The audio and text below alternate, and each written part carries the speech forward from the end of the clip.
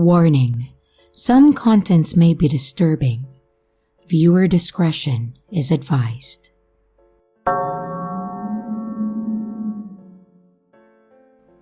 I've been the man behind the bar for a significant portion of my life, mostly because it pays the bills, lets me work odd hours of the day, and you get to meet new and interesting people.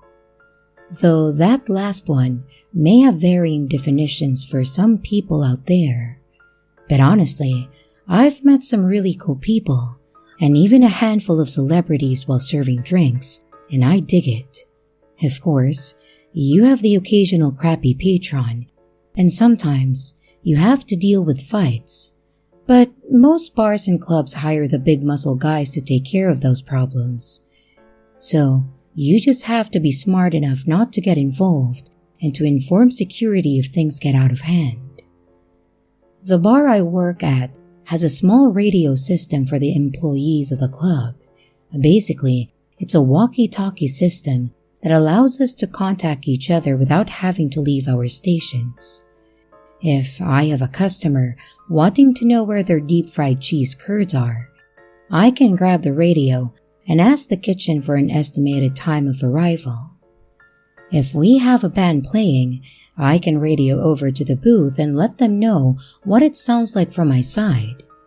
On top of this, if we have a customer or patron that is out on the floor and looks like they're getting too hammered, I can call out to security and the other bartenders and inform them that the guy with the skull shirt and blue jeans is cut off, and we can all act as a unit behind the counter. It's probably one of the best things that this club has implemented, if you ask me. And the story that I want to tell you is one where this radio really held up its end and made our jobs easier, and potentially saved someone from a horrible situation.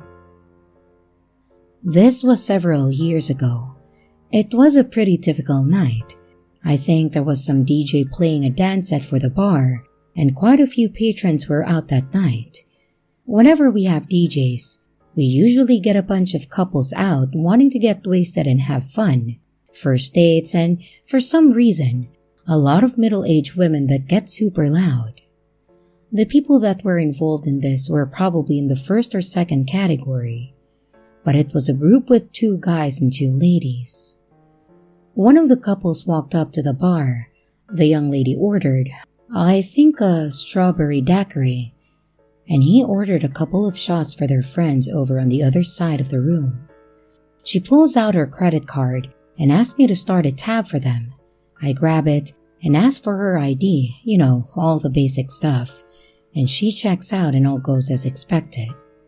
He tells her to take them over to the friends so they don't have to walk over, and she excitedly agrees. As soon as she walks away, he looks me dead in the eyes and drops a small baggie on the counter, then says, "How much to add this into her drink?" I was clearly taken aback by the fact that he would ask. Then he drops a couple of $100 on the counter and nods toward the baggie. Obviously, I wasn't going to add this into her drink, and I was ready to knock his ass hat out myself, but I grab the bag and the money and tell him to take the rest of the shots over to the friends. He stares at me confused, but then I tell him that he can't be around when I do it, otherwise he'll look guilty. At first, he didn't seem to understand, but after processing it for a few moments, he smirks and nods, then starts to walk towards the group. The second he stepped away from the counter, I grabbed my radio and called for security. I literally told them that I had an attempted drugging, and that management needed to call the police, and the security would need to detain him, and gave his description: black short-cut hair, blue-colored button-down, and khakis. And as soon as they both confirmed that they were all doing what was requested, I stepped out from behind the bar and walked up to the group, then got their attention. At first, the guy seemed a bit suspicious of me, but I calmed his suspicion when I said to the whole group, "Your drinks are coming up shortly. But the system said your card was declined. Any of you other lovely folks have a card for the tab? I would hate for your party to end here." Then threw a wink over at the jackass. The lady friend pulled out a card and tried to hand it to me. I mentioned that I needed them to come over to the bar so I could get the ID for her card. And then I told the potential victim that she needed to come get her card back. They both followed me over to the counter. The whole time she was saying how confused she was about the card being declined and all of that. But as soon as we got back to the bar and I got to my station, I grabbed the radio and told security to proceed. They approached the two guys, and while I have no idea what was said, I saw that they were motioning toward the door. After a few seconds, the one jackass started yelling about how they weren't going anywhere, and, of course, a small scuffle ensued. When I was certain that security had the two guys under control, I told the two ladies about what the one had asked me to do. I informed them that he had tried to slip me $200 to get me to drug her daiquiri. At first, I didn't think they believed me, but I showed her the baggie and the money and told her that the police were on their way. I think the realization of the situation hit her right then, because she started to cry and her friend was just sitting there with her mouth wide open. I tried to interject a bit in the attempt to get them talking and calming down. I asked how long they'd known the guys, and she tells me that they had just started dating 2 weeks ago, and that he was a friend of the second guy who turned out to be the female friend's husband. Apparently, she'd known him for years, but the two of them had just started dating because the couple had hooked them up. The cop showed up and pulled the ladies aside to discuss with them, and one of the officers asked me for what the guy gave me. I had no issue with handing it to him, and I told him that the manager would happily give them the security camera footage from behind the bar. Then, they informed me that when they got here, the husband actually tried to fight off one of the officers and claimed that he had no idea what his friend was doing, or he had the drugs on him. Apparently, his friend then literally said in front of the police, "Bullshit, Dave. I literally bought it from you." So, I have no idea what happened to that marriage or that friendship, but I was beyond grateful for the radio system that night. This was one of those situations that makes you think that even if you do know someone, you may not know their intentions.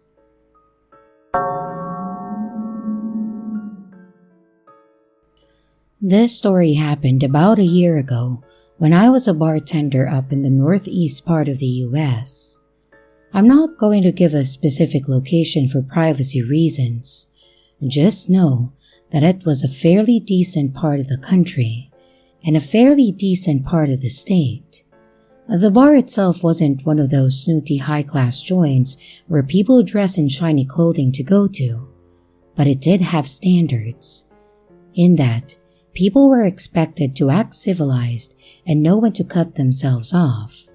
There was the occasional patron that would drink too much and try to start fights, but our door guy was good at his job and we were pretty damn close to a police station.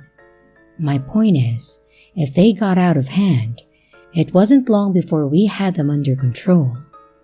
I think that's why the bar was actually popular, because it was a chill place where you just hung out and played pool. We also had a pinball room that was pretty legit too. Overall, the 6 years I worked there were decent. We didn't have too many problems. But there was one night that I will absolutely never forget for the entirety of my life. I remember that it was a pretty normal Friday night. We were open for the public, and there weren't any special events planned. Usually, these nights were the best. We would get a good crowd, decent tips, and you'd meet some pretty cool people that just wanted to have a good night. The entire evening was going pretty normal. Well, until about an hour and a half into the rush crowd. I was sitting there mixing drinks and handing them out when I look over to see some random guy walked out of the men's restroom completely naked, with the exception of his shoes. This guy was pushing past people as they stared at him, and he was trying his damnedest to get out of the floor. When he got out to the area by the stage, he started busting his ass in some sort of spasm-filled dance, just absolutely losing it. Remember how I said it was a normal night and no events? That meant there was no DJ, no band, meaning that the only music that was playing was going on overhead, and it wasn't loud, nor was it dance-worthy. But despite that, this guy was flaunting his, manhood all over the dance floor in probably the fastest-paced dance that I'd ever seen. And it would have been absolutely hysterical had I not been working and had there not been a huge crowd of people trying to enjoy their evenings. When I realized that this guy wasn't going to stop anytime soon and was probably not doing this in sound mind, I decided to step out and get our security on the situation. I walked over to the door and waved down Bert, the door guy, and explained to him, literally saying the following. "Hey, Bert, there's a naked guy busting a move on the floor to non-existent music, and while I'm happy that he's having a great time, we should probably get him off the floor." I could see Bert laughing as he nodded, and I went back to my bar to finish what I was doing. When I got back over to my station, the manager informed me that he had called the police and that they would be there in only a few minutes. Within a few seconds, I hear a commotion happening, and I assume this guy is giving Bert a hard time. Well, sure enough, I look up and see that Bert is trying to grab the guy's arm and get him off the floor, and this guy is screaming at Bert that he's ruining his night. Bert tells him that he needs to either leave or put his clothes on. And this guy seriously thrashes and decks Bert square in the side of his face. Bert is a big man, and I've never seen him stagger when someone gets aggressive. But this guy apparently had one hell of a right hook, because he was able to knock Bert down. While I wish I could say that he went back to dancing, he didn't. Instead, he made a beeline straight to my bar and started climbing up on it to get away from them, whoever they were. Again, had this not been happening while I was working, I would have been laughing my ass off. But at this point, I didn't really know what to do. After a second or two, Bert got back up and walked up to the bar and basically just tried to talk to this guy down from the top of the bar. After a bit of back and forth between this guy that is clearly tripping hard and Bert, the guy jumps down and tries to run to the back. Thankfully, Bert grabs him and gets him in a lock. But unfortunately for Bert, this guy wasn't done fighting. At this point, this guy is wailing his arms and legs out in any direction he can, and Bert is trying to carry him toward the door. Out of nowhere, this guy goes full psycho and screeches as loud as he can, then literally sinks his teeth into Bert's arm. Like, he literally bit into his arm as hard as he could, to the point that it drew blood and caused Bert to scream in pain. Thankfully at that moment, the police had entered the building and saw what was happening. Though, I don't think it was hard to figure out what the situation was. It took 2 officers and a crap load of blast from the taser to finally get this guy away from Bert and out of the door. Thankfully, due to the fact that this guy was clearly on something, they also sent the paramedics. If you're curious, I believe it was bath salts and speed, so this guy was higher than a Zeppelin. The medics came in and checked Bert's arm out. He ended up needing a few stitches and has a permanent scar on his arm from the guy. Honestly, I'm just glad that Bert was there and was as tough as a guy as he was, because I have this feeling that if I had tried to stop this guy, he would have killed me. We ended up closing for the night after that whole thing went down, and the manager actually hired a second doorman for every shift. I guess he figured that having two burly guys would be better than just the one. And while that was true, we never had another event like that, thankfully.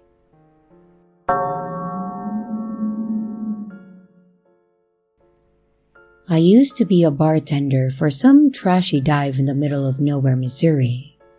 It was a job that I took because I was in need of money and wasn't the smartest kid out there.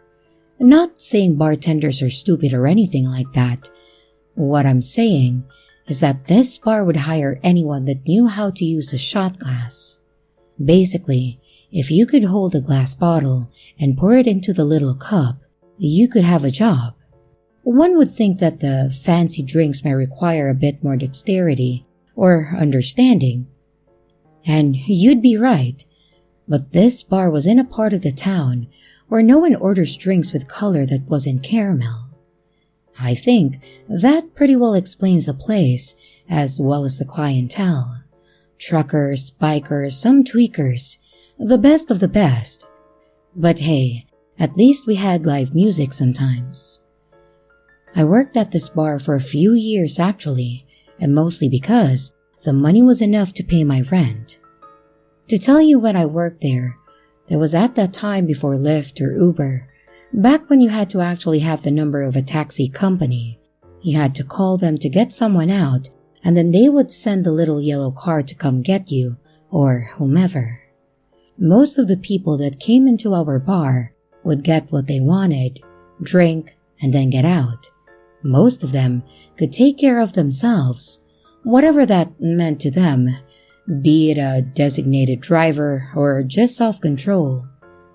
However, we also had a good number of people that would come in, get completely trashed, and we would have to take care to make sure that they didn't get into a car. Strangely enough, this wasn't actually that hard. We would tell them that they would have to give up their car key to get more to drink, and most people were there to drink too much, so they would then hand me the key and then move on. Then, as stated earlier, when they were done drinking, we would get them a cab and get them home, or somewhere. I hate to be this guy, but after they left the bar and got into the taxi, it wasn't my problem anymore. This situation is one of those times where the events took place, and while there was nothing I could have done, I kinda wish I could have. That specific night was fairly busy. We had a group of bikers that had come in to have a night together, which usually meant that things would be a bit more calm. It's funny how having 10 or 15 burly guys in leather sitting around the bar makes other people behave. And because of this group, I was spending a lot of time and effort taking care of them and also their request, which is fine. But when you're one of two people working the bar, you have to try and balance the handful of other people with a large group. Of course, the large group were also great tippers, and that kind of made me lean into their needs a bit more. I know, a selfish reasoning, but it is what it is. We had a few people leave after only one drink, probably because they were annoyed. But there was one guy that was sitting in the corner and was just kind of staring off into nothing, like he was just spacing out. As a bartender, you have to make sure your customers at least feel welcome in the establishment. So, I went over to his table at one point and asked if I could get him another drink as his glass was empty. He kind of stared at me for a second and then smiled, then shook his head.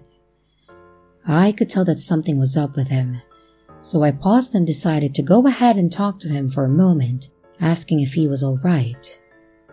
At first, he seemed like he wanted me to go away, but I dropped the line that always seemed to work on people like that. Hey man, I get paid by the hour, and a couple of drinks is a hell of a lot cheaper than a therapist, so if you need to get something off your chest, now is a good time to do so." It seemed like it got through to him. He nodded and kind of grinned before he started talking. "Well, man, I'm gonna be honest.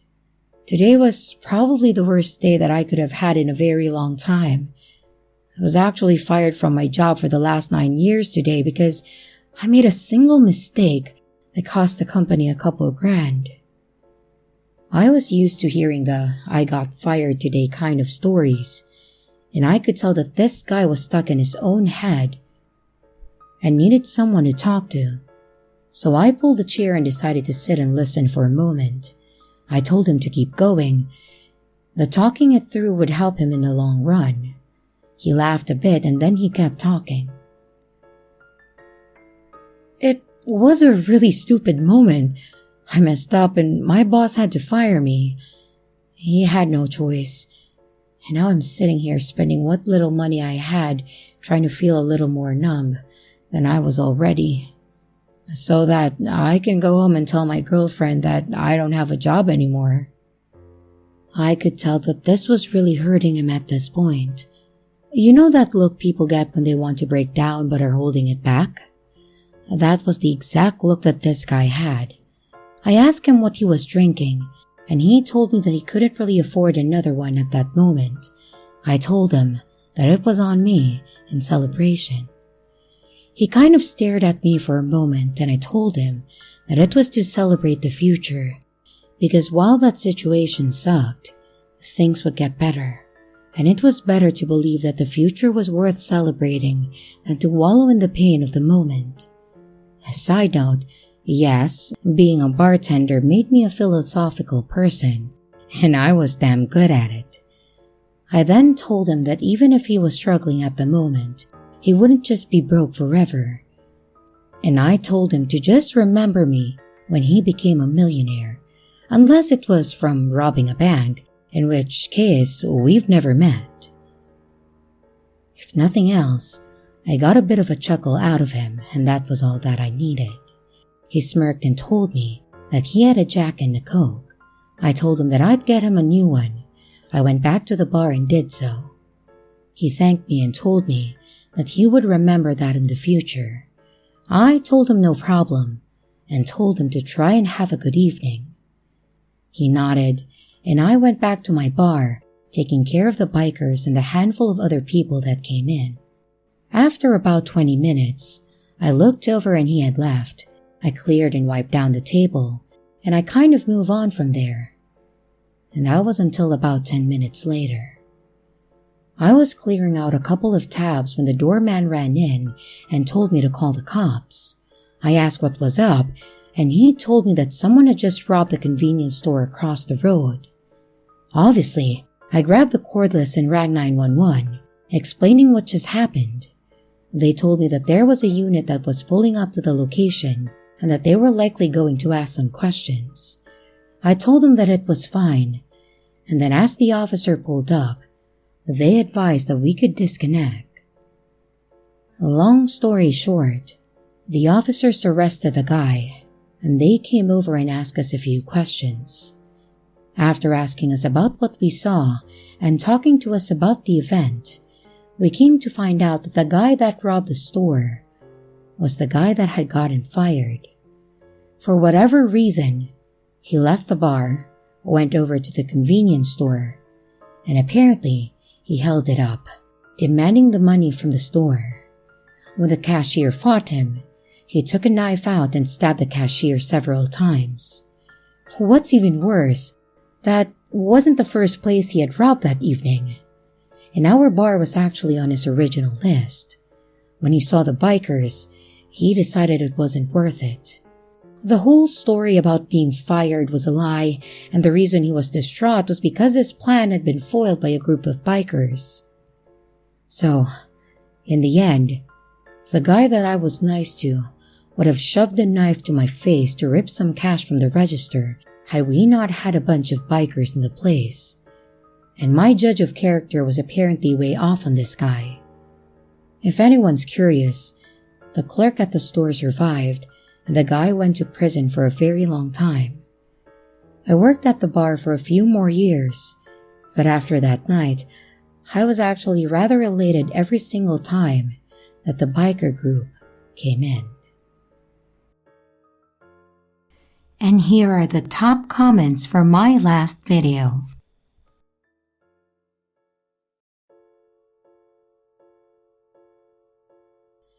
And here's the riddle for this video.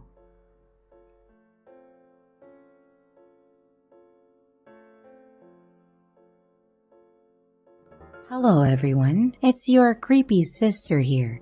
Thank you so much for watching the video. I really appreciate each and every one of you.